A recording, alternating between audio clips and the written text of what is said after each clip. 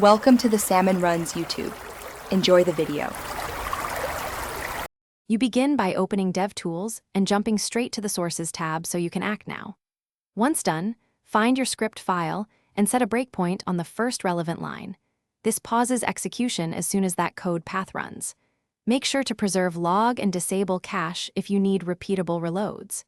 Connecting breakpoints early lets you inspect variables and call stacks before complex state changes occur, which saves time when tracing logic. Now you control execution. You step over to skip helper functions and step into to drill into the logic that matters. As you step, watch the scope and call stack panels to understand why values change. This explains how closures and async callbacks interact.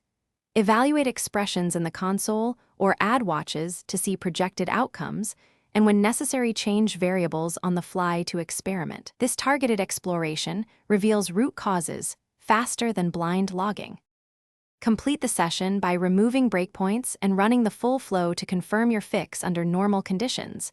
Make sure to test edge cases. If your code is transpiled, enable source maps so you work in original files, and use async breakpoints or xhr/fetch breakpoints for network-driven bugs. If things go wrong, reproduce the issue with a minimal test case and add targeted logs. This isolates the problem so you can iterate. Thanks for watching. Consider subscribing if we helped you.